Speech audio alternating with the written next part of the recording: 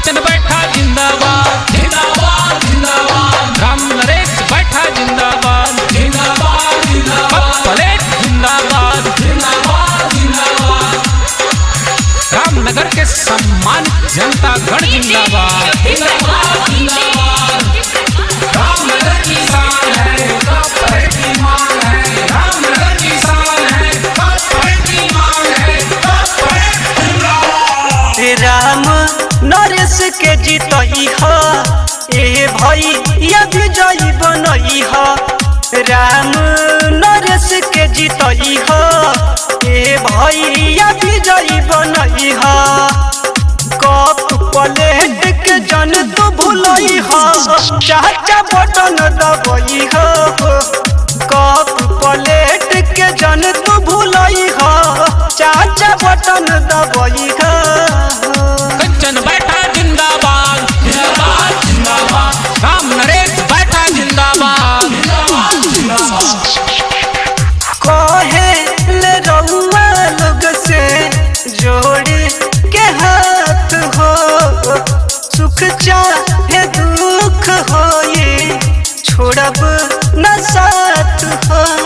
रामनगर की जनता जिंदाबाद जिंदाबाद जिंदाबाद, कहे ले रउआ लोग से जोड़ी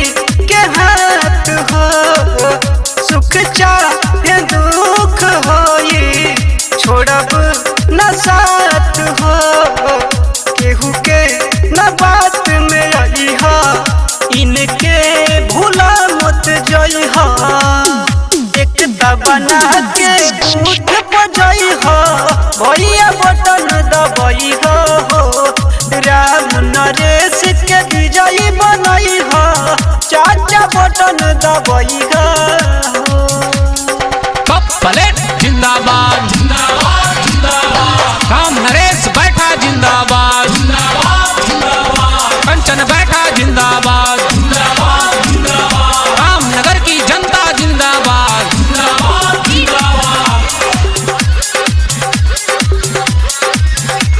हवा नहीं है आंधी है, अरे हवा नहीं है आंधी है, जन जन का ये गांधी है, याद रखिए कप प्लेट छा। गौवा नगरिया मिलके दे दीन प्यार जी, राम नरेश भैया जी करी है उधार जी, इनकी जीत आप सभी माता बहनों की जीत है, ध्यान रखिए कप प्लेट छा। गौवा नगरिया मिलके दे दीन प्यार जी, राम नरेश भैया जी